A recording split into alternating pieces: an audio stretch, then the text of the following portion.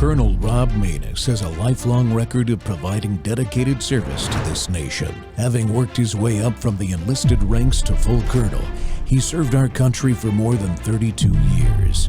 He has served as a bomber squadron commander, bomb disposal technician, Joint Chiefs of Staff Operations Officer, assisted the National Security Team with the campaign plan for the global war on terrorism. He authored the first theater nuclear war plan and served as the Vice Commander of America's largest airborne intelligence wing. Colonel Rob Maness is a true American hero.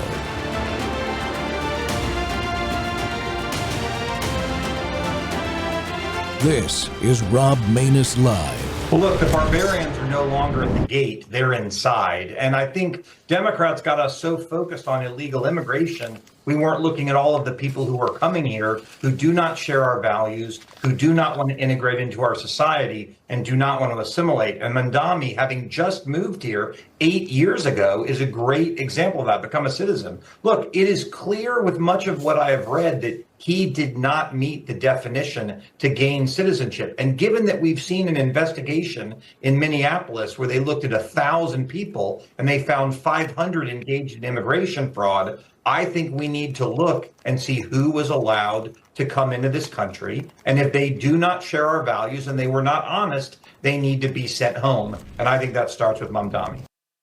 Welcome back to Truth Thursday. The Rob Maness Show's live on Worldview Tube and our X Spaces simulcast. Well, friends, we live in a chaotic America created by us. Let's face it, folks, we have allowed the chaotic society we currently live in to be created by our own decisions, primarily on who we have voted for repeatedly. A communist and Islamist will now be mayor of New York City. You just heard his name, Mandami. It is time for us to consider non-career politician candidates across the board. We must elect normal citizens who will put Americans first in the fight to protect liberty. We got to tackle the huge crime problem created in large part by the mass illegal immigration of the last 20 to 30 years and create an economy where a young man can get married, have children, and buy a house to live the American dream. Well, my guest today is Lieutenant Colonel retired Mike Pierce, a PhD, a decorated Army veteran, officer, advocate, and Republican candidate for Congress in Illinois' 11th District. Mike brings a unique blend of real-world military leadership and grassroots community experience. He served 20 years in the U.S. Army, including combat deployment in Iraq, and later as a DoD contractor with the U.S. European Command and AFRICOM. He's continued his fight for veterans, founding organizations to help service members transition back into civilian life. His campaign was born from a 15-year fight with government bureaucracy, where he was denied promotion due to administrative errors that were finally corrected in 2025. That personal battle against an unaccountable set of systems shaped his mission to restore accountability, defend liberty, and put government back in service to the people. Mike is also the author of a great book, The Overlord Effect, Emergent Leadership During a Crisis, a historically based leadership review that draws on firsthand accounts of the Normandy veterans and applies them to today's challenges in the military, business, and organizational leadership. Mike, welcome to the Rob Maness Show. Great to be here. Thank you so much for having me, sir. I'm very excited about being able to share with a fellow veteran and a senior leader. We've tried a lot of the same values, and we have a lot of the same ground that we've shared. So very excited to be here talking to you. Yeah, well, first of all, thanks for stepping up and running. America needs non-career politicians, and I know I said that when I was talking about Mandami, but he is a career politician. He's never had a real job. He's been in the country 8 years. I think, and never had a real job. He's just only been in a political office. So I'm glad that you're doing it. We need more of you. I've done it myself, and I encourage others, especially military veterans, to do it. Mike, let's talk about your book for a second. Great book, great title. I haven't read the whole thing, but I took a really close look at it as I prepped for the show. Love the approach. What led you to write this? I was back in 2005, I was working for Major General David Zabecki, and he is like a multi-hatted general officer over there at U.S. Army Europe. And one of his hats was to be the DoD 60th anniversary coordinator for the Department of Defense. So, as his executive officer, he had all of these accounts of veterans that I was supposed to collate for him. And I said, "Hey, sir, you think I could use these on my dissertation on leadership?" And he said, "Well, that sounds like a great idea, Mike." So he was like working for my grandfather. And he ended up becoming the co-chair of the committee, actually. So he was the senior most historian in the Army at the time. Tremendous opportunity, and really it inspired me. And I actually did the dissertation. I wrote it while I was in Iraq for 15 months. And so I was paralleling my own experience with those who had been there 60 years earlier at D-Day and all the different types of situations that they faced. So it was really a labor of love, because at that time there's a lot of DoD veterans from the 60th anniversary who are still around, and I wanted to get it finished, and just so many examples of different kinds of leadership and how we can apply that today in today's world is so important. What are the kind of unique things that you discovered in that process about the different kinds of leaderships from D-Day that can be applied today? Give us a couple. Well, I'll tell you one thing. Yeah, one thing is, and you probably know this just as easily, but fact is there's no one uniform type of style or skill or type of leadership. Different leadership applies for different occasions. A lot of it has to do with, the situation that you're in, what you're bringing to the table, and what you're facing. My study showed people that were just as mundane as maybe a driver in a Jeep that had to make a decision in order to save his comrades, or to make a decision of whether he crosses enemy lines after Patton had sent them south as a diversion, and they were one of the lucky few who were making it back up there. Or it could have been an enlisted guy who was having a knock him out, drag him out with some XO on another line while his position was getting shelled. There's so many examples of that. Basically, if I could sum it up, was this: people need to be able to step up to the plate, and that's where the emergent leadership during crisis, occurs. And a lot of us have emergent leadership over time, which kind of parallels that, but it's a much more longer, drawn-out process. But in a condensed situation where people have to think on their feet and take a step, when people do rise to the occasion, that triggers a catalyst inside of somebody, and they have a growth, and they're able to perform at a higher level, and it continues if those circumstances continue where they have an opportunity. So they apply themselves and they grow. We had guys who were privates when they enlisted, and by the time of D-Day, they were a company commander leading troops ashore or climbing up the cliffs over at Pontoc. I mean, it's just amazing what can happen in just a few short years with a combination of events and skill sets and circumstances. Yeah, it's amazing. One of the things that always startles me is when I read about somebody that it popped out like a flower under the situation. You would have never expected this particular individual to be able to do this type of activity and step up and lead in that kind of tough situation. But they do. It happens all the time. Yeah. It's amazing. I think what happens is that we overlook a lot of the people who might be a little quieter in groups. A lot of good leaders are kind of rebellious. As a matter of fact, a lot of our Medal of Honor winners, you go and study our Medal of Honor winners, a lot of those guys really displayed very similar, sometimes they're a bit of rebels, but yet their values were right, and they were willing to put their lives on the line on behalf of their comrades, and they did extraordinary measures because of that. And so these triggers that are all around people, and based on the circumstance and the time. So what we need to do if we want better leaders is put people in a more leadership laboratory situations where they can step up and they can learn leadership styles and skills, and at the same time, when they fail, to learn from their failures. And today, you probably well know where there's too much of a failure is the end of your career, and that's it. One strike and you're out approach. And so we don't have the long, drawn out opportunities for people to emerge as leaders. As a matter of fact, General Zabecki said that a lot of your intrinsic people and people who are quieter, introverted people rather, actually make the better general officers. The majority of them are introverts as opposed to extroverts. But if you watch TV, you get the complete opposite picture of that. Yeah, yeah, and even if you watch some of them, I'm an introvert, but I had to train myself to look like an extrovert as I you have to rose train up it. through command levels. Especially, you have to train to Right. it, but you can train to it, but still have that instinct that you grow up with and that you're born with as an introvert. That's pretty interesting. So you've decided to run for office. Have you lost your mind? Well, I know my wife thinks so. And a lot of my friends. Basically, I waited till I got three kids out of college. My daughter's a sophomore in high school now, and I'm a grandfather now. I got three grandkids, and a grandson is amongst them. So the reason I did it was because of them, for their futures, and so that's a really big motivating factor. You want to see that your family's taken care of. And I've done that. But what about their future? And what about my grandchildren's future? And what about my neighbors and my community and the culture around me so that they can grow up and be successful and achieve the American dream? So I decided that I was going to go after it. And my wife said, have fun spending your Corvette money because she's not going to let me buy one of those.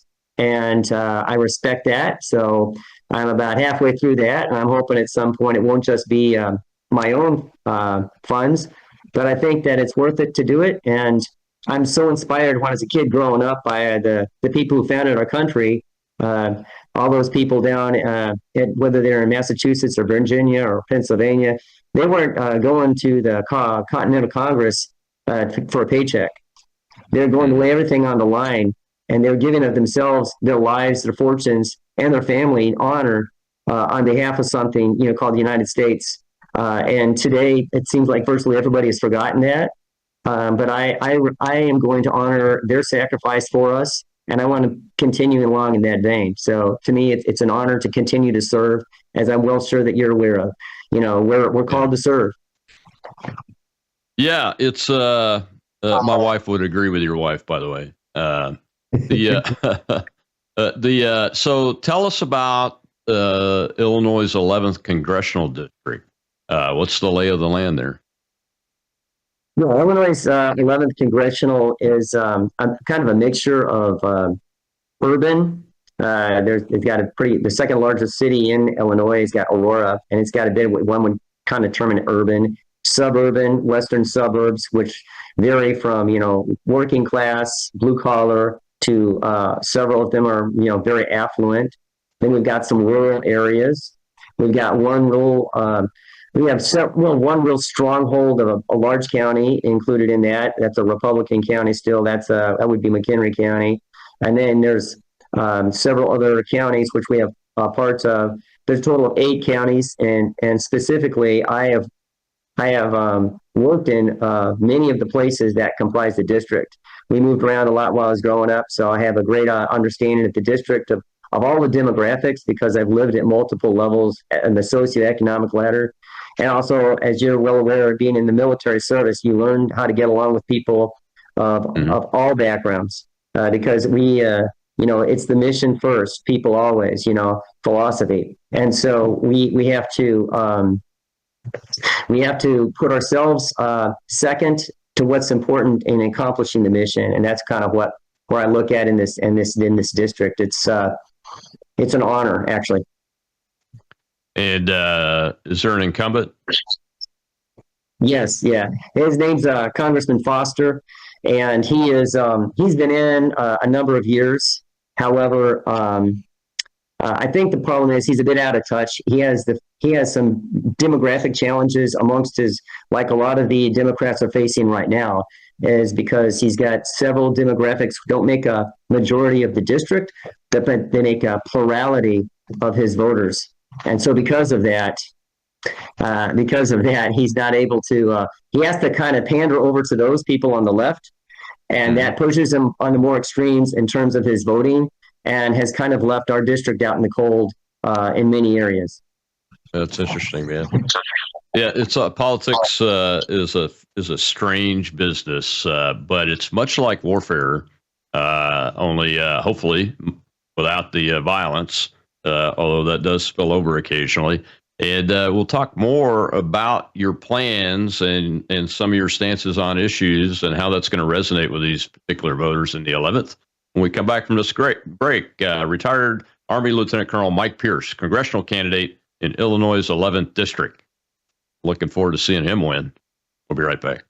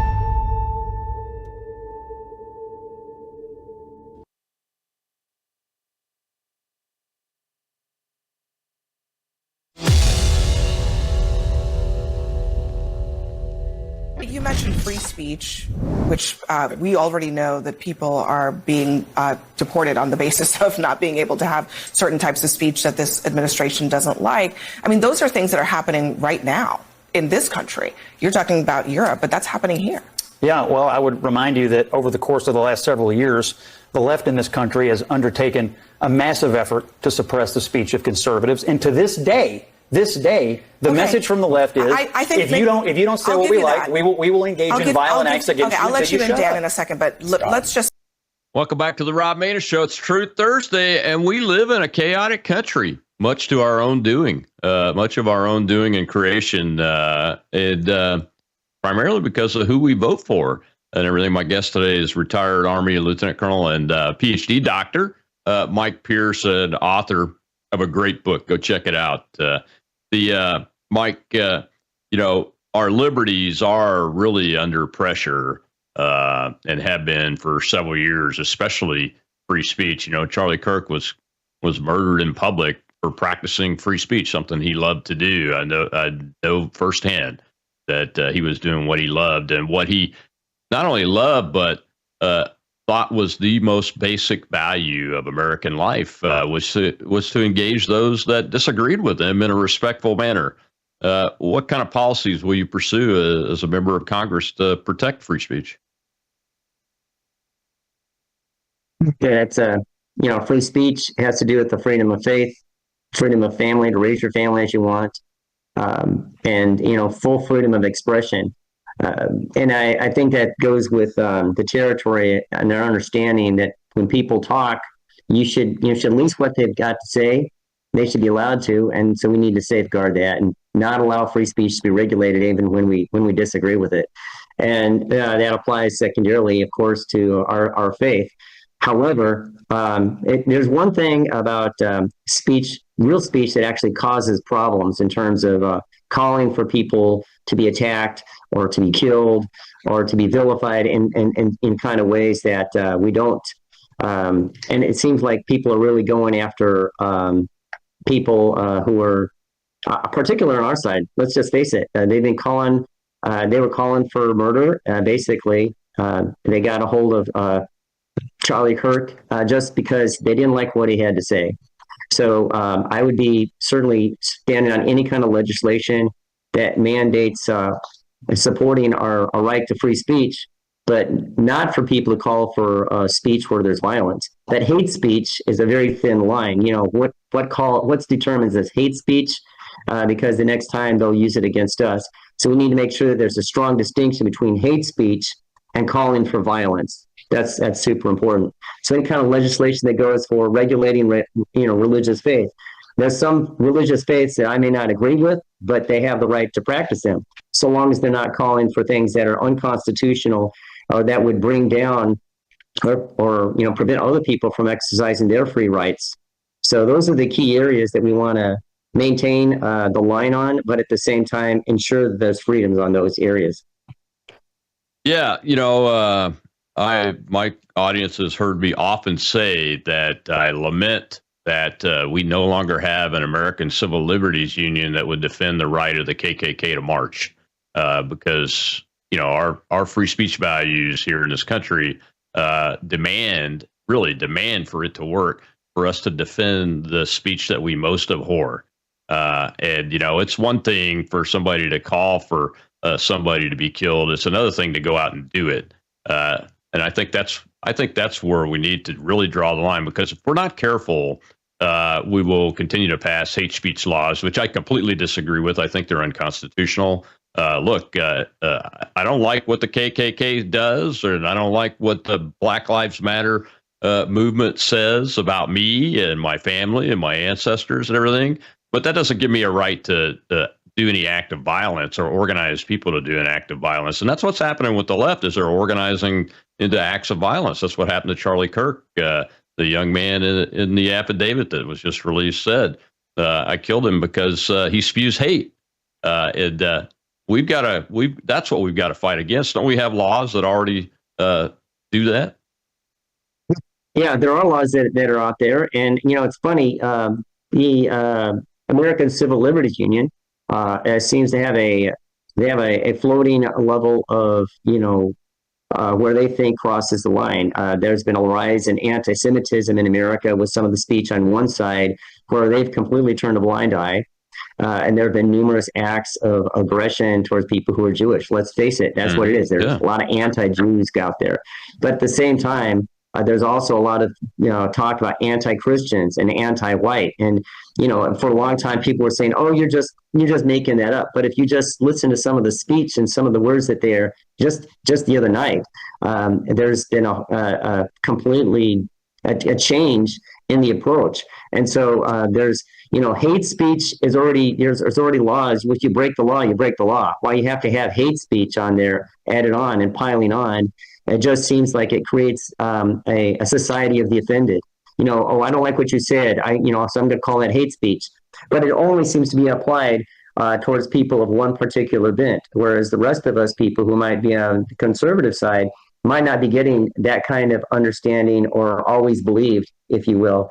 So, but there's a lot of challenges with that. And the organizations that for so long fight so people could have the rights seem to have vanished. I remember many, many years ago in Skokie, Illinois, the Nazis fought so they could go and have a march through there. And that's a heavily Jewish town, for example, up in the area in Chicago. And they let them do it, because that was their right to express themselves. That was free speech. But at the same time, they didn't burn the place down. They weren't killing anybody. So it seems that the expressions have completely gone beyond one point, and now we find ourselves where it's okay to let people attack federal buildings and federal officers. That's not what that's all about. That's not freedom of assembly. I mean, there's so many constitutional rights that people are taking liberties with, but they're ignoring the other parts of it. So it's a real mess, and I'm completely for people's free speech, but I'm not for violating the constitutional rights of everybody else.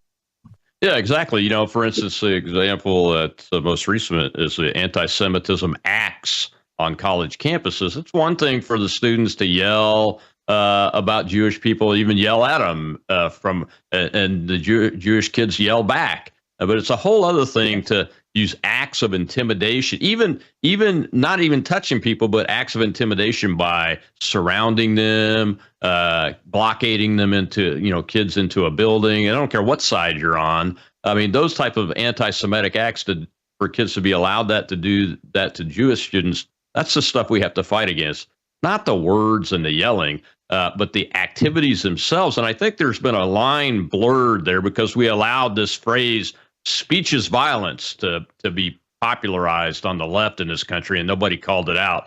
And I think we need to call a lot more of the left's craziness out and highlight it so everybody knows what's going on, and we can be on the lookout for these heinous acts. Because even just going into a lobby of a lunchroom or something and forcing a group of Jewish kids to stay in the building, that is an act that should be illegal, and that is the kind of stuff I think we need to focus on more than just words themselves, right? Well, think about this. Think about this. 60 years ago, a little bit more than 60 years ago, people were trying to get onto certain universities in the Southeast, right? And there was, the National Guard had to be called out so people could attend those courses. But I didn't see the National Guard being called out to protect that group of students. I mean, who's the next group of students? Because what this is, it shows a regression in societal norms. And another thing is, if they're not protecting that group, who's the next group that they're going to decide, oh, well, we don't like what you did, 300 years ago or 200 years ago. I don't see, and there's an inconsistency in it. You don't see people going after French students or Russian students or other students whose countries may have taken and done some really horrible things, and nobody even talks about those countries, but they're always singling out that one particular group. So you got to ask, why is that? And so, there's a lot of inconsistencies, and we've got to do better as a society to remember to have that balance and to protect those students. And it's also interesting, look, they used to want to have everybody be together. Now, last several years, they've been putting this, well, we want separate safe spaces. I'm like, it's great. It's a head scratcher, isn't it? If you had done that 60 years ago, that was what they were doing. They would call it segregation. And nowadays, that's what they want. They want safe spaces for their specific alphabet-coded areas of interest on the campuses. It's incredible. Yeah, because that gets back to the implied that because I don't believe in somebody's whatever it is, whether it's transgenderism or that they believe white people are racist or that Jewish people are committing genocide, whatever those are, because I don't agree with them from a educated perspective that. They have to have a space away from me. That's antithetical to free speech in the First Amendment, right?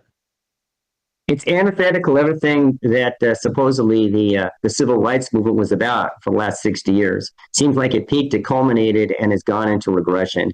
It's just sad that in, quote, the post-racial America that was supposedly heralded by Obama being brought into office, we've actually seen a worsening in our race relations over the last 15 plus years.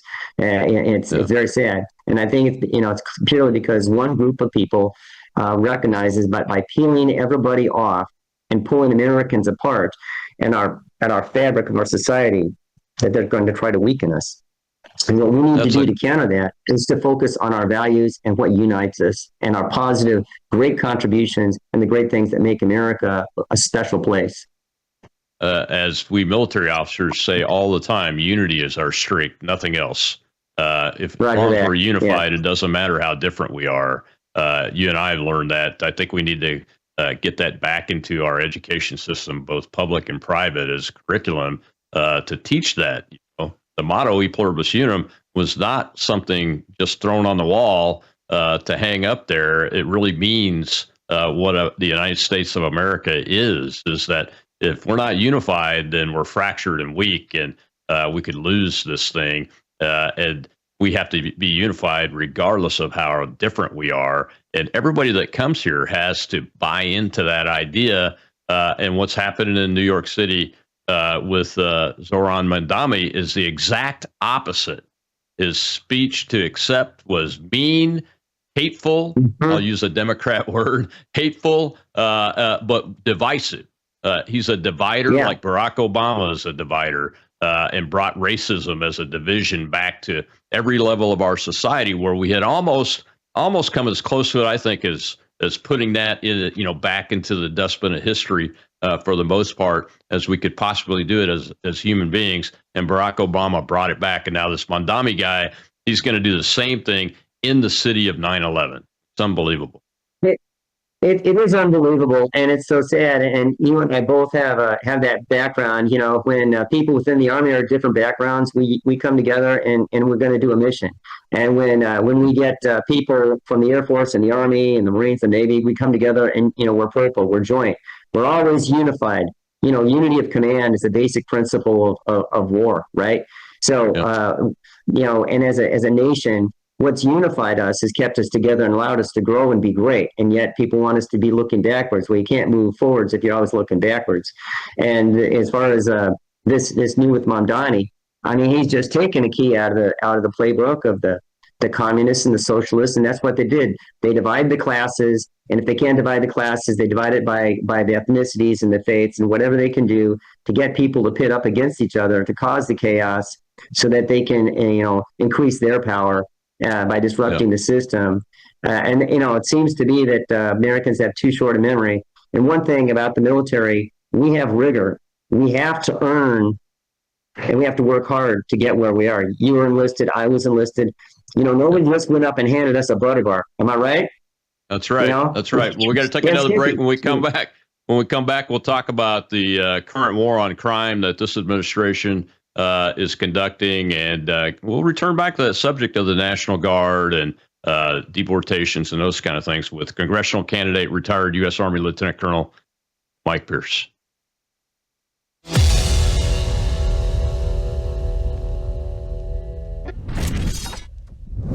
You woke up with a sore throat and a low-grade fever. You know you are getting sick, so here's your choices. You can get sicker and miss work, try to see a doctor this week, or sit hours in a crowded waiting room at urgent care. I have a smarter option for you. Open your medical emergency kit. Match your symptoms to doctor-recommended prescription in your booklet and take the right meds now and get well faster. This is not a first aid kit. It's like having an urgent care in your home. It includes doctor-prescribed medications to treat over 39 medical issues like respiratory infections, strep throat, pneumonia, UTIs, and more. No waiting to see the doctor and no standing in line at the pharmacy. It's right here.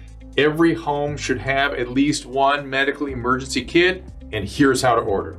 Go to worldviewhealthcare.com. Your kit to treat dozens of common and serious illnesses is rushed to your door. worldviewhealthcare.com. That's worldviewhealthcare.com.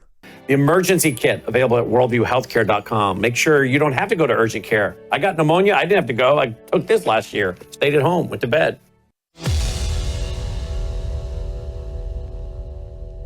Also because the military serves a role to protect Americans, not to be used against Americans. Exactly. You keep saying used against Americans. What kind of Americans do you mean? The ones that are murdering us, carjacking us, raping us, terrorizing our cities? I mean, you're saying like he's creating an actual war against American citizens when what he's actually creating is a war against criminals. And by the way, illegal aliens who they are rounding up by the bucket load in Washington. I want to let Ellie speak, but I mean, look, I'm not saying he's creating a war against American citizens, but I also think that, first of all, when you have, large amounts of armed military personnel on the streets, they're going to encounter a lot of Americans who've done nothing wrong. And those Americans have rights, as do the Americans who have done things wrong, just to be clear. But Americans who have done nothing wrong will get caught up and have gotten caught up in this. Welcome back to the Rob Maness Show. And we live in a chaotic America, much of our own doing because of who we keep voting for. And that applies to both sides of the aisle, folks. I'm no fan of establishment Republicans who voted to have open borders quite frequently over the last 20 to 30 years. And my guest today is congressional candidate in the Illinois 11th District, retired U.S. Army Lieutenant Colonel, PhD, and author Mike Pierce. Mike, the war on crime, I mean, there's a couple of different things. You mentioned the National Guard not being used to protect those students. And I think you're right. I hadn't really thought about that. And I wonder why they weren't used to protect those students, just like we've used the National Guard to protect students before in our country. And there's a precedent for that. And there's a precedent for what President Trump's doing to send the National Guard in to protect federal facilities that are under attack by some of these crazy people on the left, and even illegals now are in on this effort, and also sending the National Guard in to help local authorities clean up some crime and take some pressure off of their manpower woes and funding woes and those kind of things. I don't have a problem with it as long as it's done for the right reasons and the right way and legally.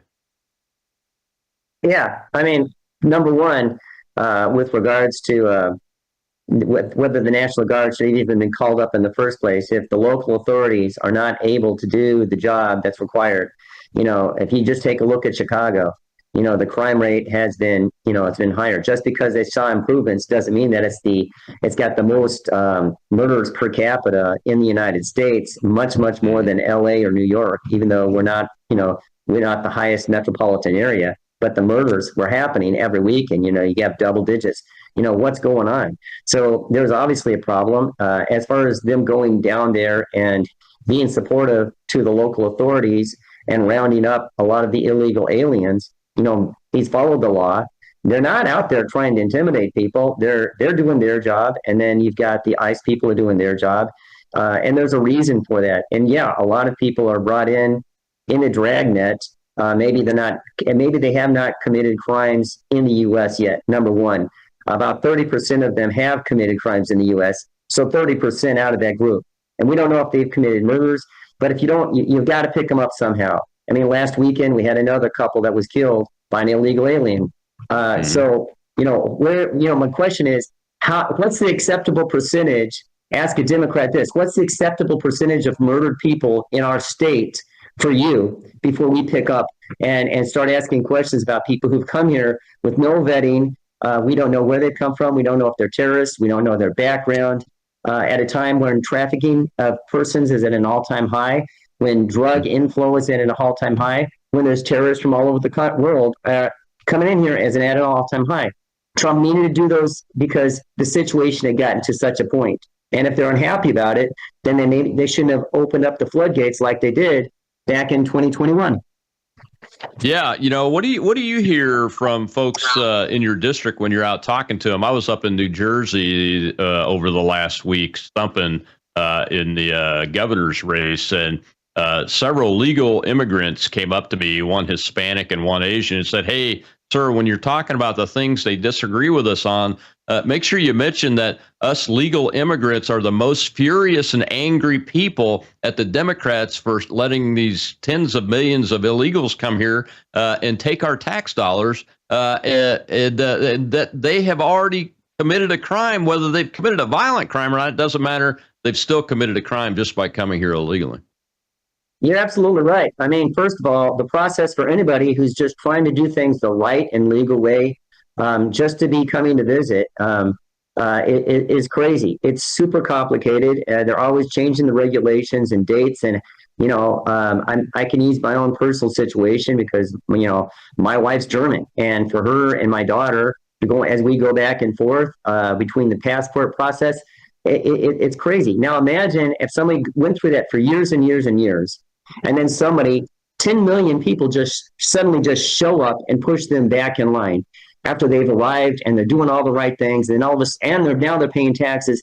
And then millions of people just shown up and they put them back in line. How would anybody feel about that? Of course, they're furious. And it gives, if people would think about it, it affects every single person in their community because it's also giving them a bad name because other people aren't going to be taking as much time and thinking about it, and they may not fully understand their situation or the differences. But when we hear the Democrats talk about it, they're always talking about, oh, we have a problem with brown or dark people. That's not the problem. It's not about people's color. It's about the culture. It's about following the rules. America would not stand if you're at Disney World and suddenly 500 people just showed up and got in front of you at the Space Mountain line. Nobody would take that. You'd have a riot. Same thing if you're at the line when you come in the United States. And the Europeans do this, they just all kind of shove in together. No, Americans like things in a line. They support the underdog. They're all for the American dream, and all of us are immigrants at some point, right? But we want is for people to do it the right way. We're a nation of laws. Why is that so complicated to understand? Yeah. And then the other thing on top of this with this mass illegal immigration and even mass legal immigration, and I want to get your thoughts on that. But when you look at Mr. Mondami's, the people that voted for him, the folks that voted for him, 83% of them had less than 5 years in the nation.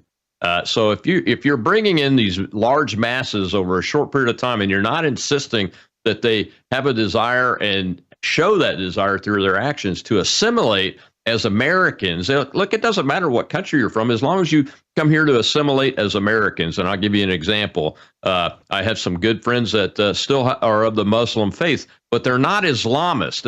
Islamism is the tyrannical ideology that you see being imposed on the populations in places like Iran and other of these theocracies.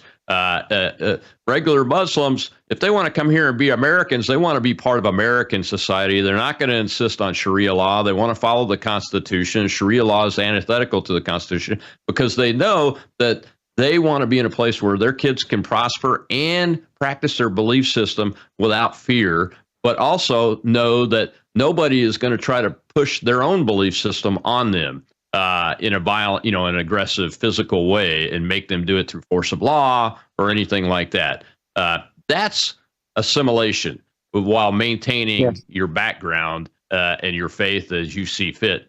Not what we see with this, like Mandami. I mean, there's videos all over the place of the guy, even in his acceptance speech, that we're here, we're immigrants, and we're going to push back against everything America stands for, and we're going to fight to destroy it. That is not what is supposed to happen with immigrants in America. It's the opposite of what's supposed to happen, and that's potentially could destroy this country, couldn't it?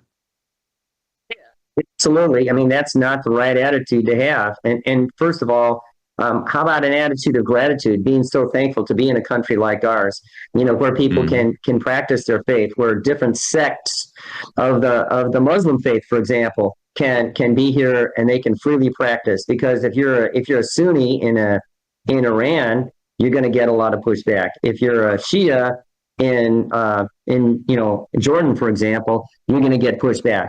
So if you're an Alawite in certain areas, you're going to get, they're going to hound you in Syria. That's why they held on to power so long, because they were a minority amongst that group.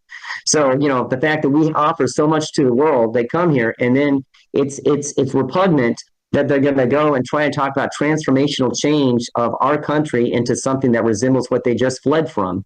And they're doing this. They're just demagogues. They're out there trying to get themselves increase their power, but they're doing it at the expense of everybody in the cities, for example, New York, because people who have the money, the conservative people and other people who are just kind of on the sidelines, they're not going to sit there and either let their rights be taken away or their taxes be pushed to the roof.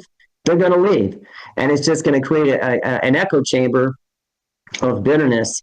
And it won't help the lives of the people who've bought into this false dream. And at the same time, it's going to make it much more difficult.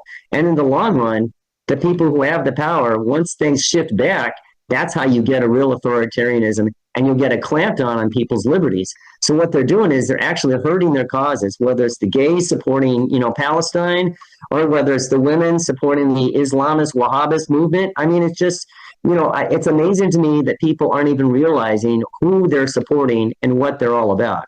And somebody needs to educate people, and that's not happening. And we're trying to do it. I'm trying to do it. I think I'm a fair and, common sense person. I don't need to swear to talk to people. But I think that we do need to, outline and be proud of our American values and make sure people understand what those values are. Yeah, because that's how we achieve prosperity and how we achieve greatness and maintain greatness is understanding the American values as immigrants have always come to this country.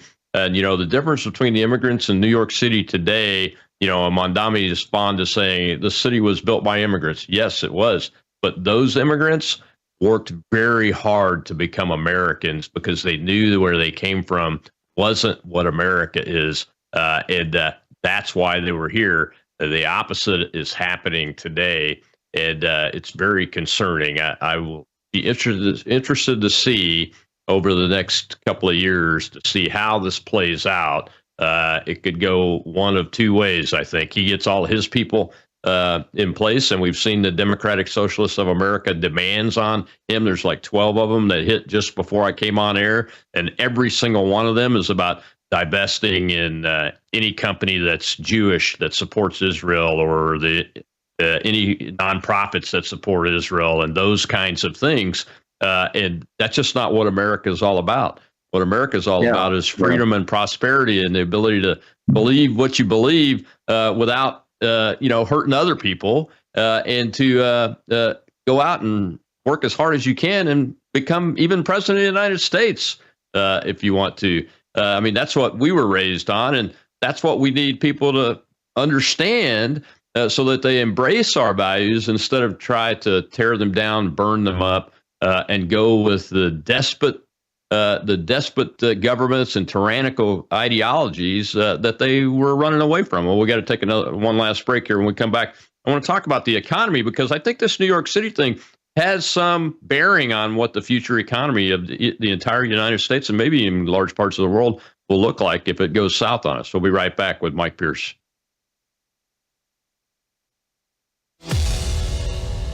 Hey. Hello, I'm Brandon House. I want to thank you for all your support at wvwfoundation.com that helps make possible pushing out 24/7 content for free. Without your support, we'd have to put it all behind a paywall. But thanks to you and your support through our foundation, we're able to push it out for free as a broadcast service and broadcast ministry of WVW Foundation. Please consider going there and setting up an automatic monthly contribution, or go there and make an occasional contribution. If you prefer to support us through the mail, you'll find our mailing address there at wvwfoundation.com. You can also call and make your contribution over the phone by calling 901-825-0652. That's 901-825-0652. Again, all these details are available at wvwfoundation.com. Thank you for your support as we try to help people around the world understand the times through the lens of a Christian worldview.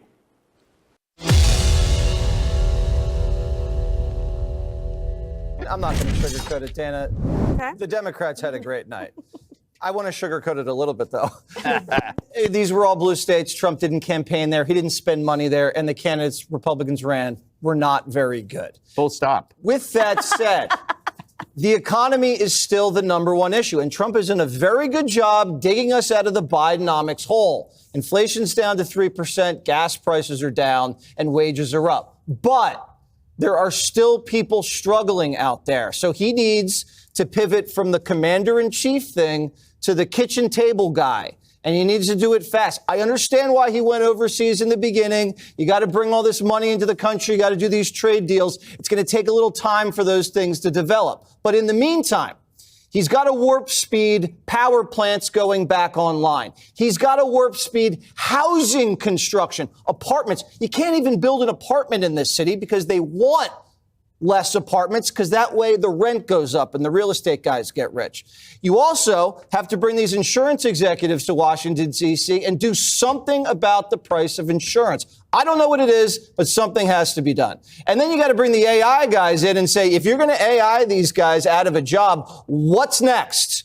I don't know the answer to that. There has to be an answer to that. But he has to now be the economy guy, and he has to do it with laser focus, or you could see problems in the midterms.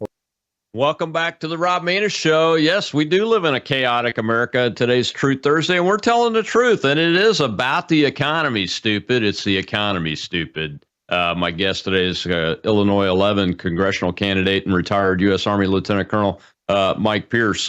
Mike, what are your ideas that you're going to want to try to put in place and get passed as a congressman regarding the economy? I mean, the president is doing a good job. It takes time to get these numbers back to levels that where people can afford it. But as I said in my opening, the big deal is that young Americans under 40 are priced out of the housing market, and they really do want to get married, have babies, and buy a house. So that, I mean, that is the epitome of the American dream. And on one income, by the way, I think that's a good thing to strive for. I was in a household when I was a boy and a brother of four other kids, and my mom was there up until we were teenagers. She didn't start working. So we knew what it was like in those days, and still know what it was like in those days to have a parent in the home while we were growing up in those formative years.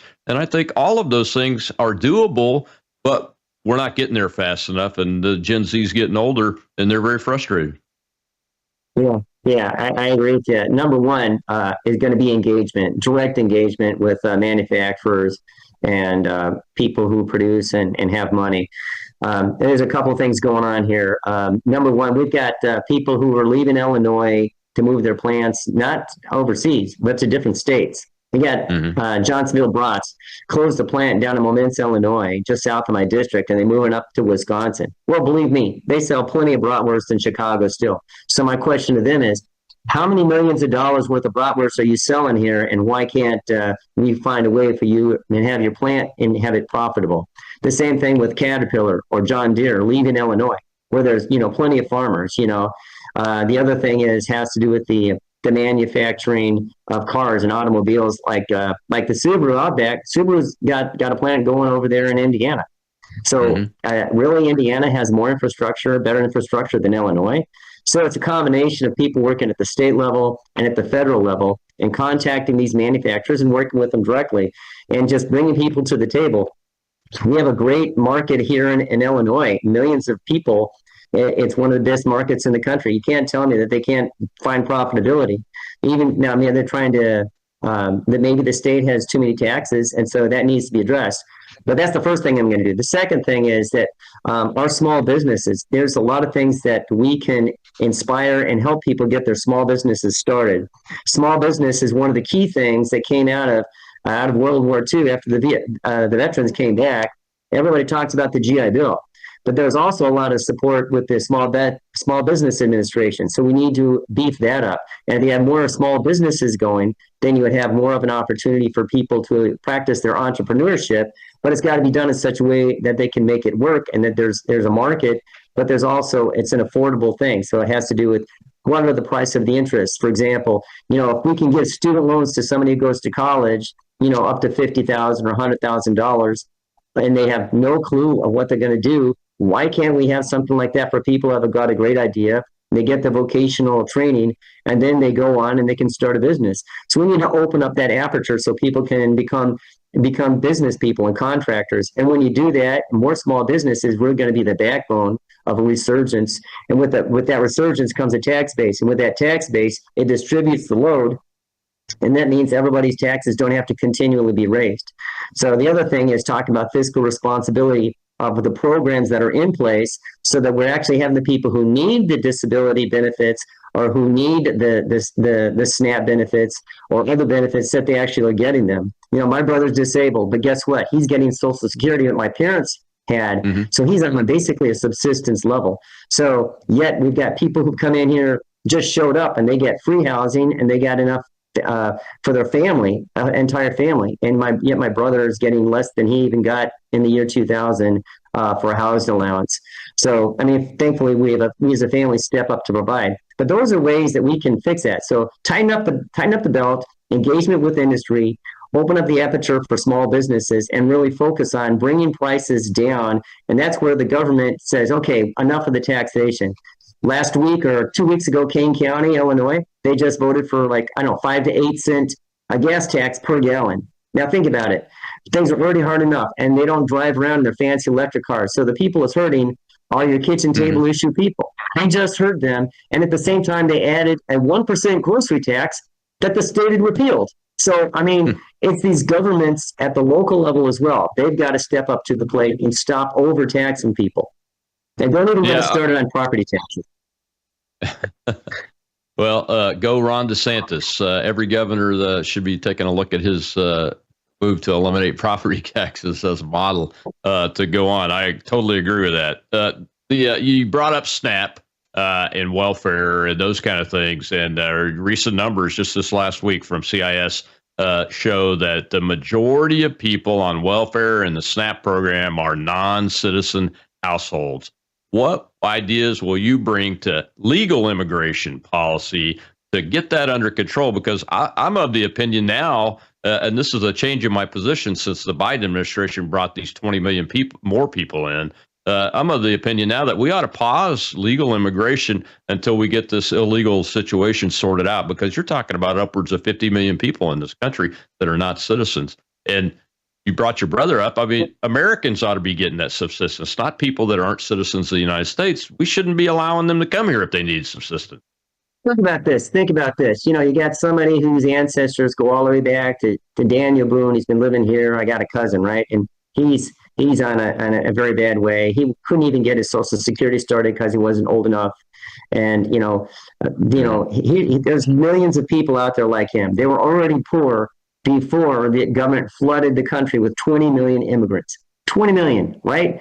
And so all of a sudden, every one of those people have even less that they can go with. We've got to put I believe we need to be a place where people who are being persecuted can flee. If people have skills and they want to come to the United States and be a part of our family, that's great. But right now, the system has been flooded. It's crashed the system. How often do we have to what part of $39 trillion don't people understand? And why is that? It's grown exponentially in the last several years. Eventually you run out of other people's money. That's what Margaret Thatcher said. This whole idea that we'll just take from everybody who's worked there, families have worked for generations to acquire something, to be able to be the first person in their family maybe who went to college, or the first person to actually own a house. And now they're going to overtax them so they can't, or they're going to make some senior citizen sell their home because they can't afford the increases in the taxes and the health care that they have to pay for because it's so expensive, because there's not enough of it, because so many immigrants are here. We gotta let the system cool. You're gonna break the complete machine unless you settle it down and put things more orderly. Trump's closed the border, and that's a good start. But there's a lot of people in here who still don't belong here, and they need to fess up. And we need to get people who have been here, who may have been brought in through dubious ways. We need to take a look at that too. We need to make sure that these people who have worked hard for generations, trying to lift themselves from poverty. If you're from the Deep South, you know what I'm talking about. If you're from Appalachia, you know what I'm talking about. Nobody handed you, a fine condo. You had to work and scratch your way to the top, and so many people did. And they're just being lumped into the sum of a few people who are billionaires. But the billionaires have tax shelters. Joe and Molly Sixpack don't. Their home is their castle, and it's being threatened. And so we need to do something about that. We need to step up and fix it. Yeah, absolutely. Well, we got a couple minutes left here. I want to give you a chance to talk about what you want to do for veterans. The president's main veterans legislation, the Access Act, is out there right now. We're trying to get it passed by November 11th. Do you support the president's approach to the Veterans Affairs Department, and how will you try to help that mission? I support the approach. I think we need to, we need to clean up the VA. That's one of the problems that's been going on for years. You heard a lot of cases of it, but the VA is a great institution, and we just need to make it better. I mean, Doug Collins, out there doing the very best that he can, and I'm very grateful to the VA. I had both my knees replaced last year, so they gave you some great care. Unfortunately, the VA has become the catch-all for a lot of things where people are not taking care of and providing opportunities for veterans and the rest of our society. So it, like the others, is kind of becoming crashed. Then there's another thing about the resentment some people have because they never served our country, and they're saying, "Oh, well, veterans get a lot of benefits." Are you kidding me? Are you absolutely kidding me? They're veterans who've written a blank check to their country for 20 years or 30 years or whatever, or even 2 years. So a country can go on a war of convenience, and we'll just go with the war. We'll go to war with the army we have instead of the army we want. Iraq wasn't Pearl Harbor as far as I recall. So the government is the country, and the country voted the government in. And so when veterans are deployed, we have to honor their service and sacrifice, and that goes on for them, and even for their kids are impacted by it.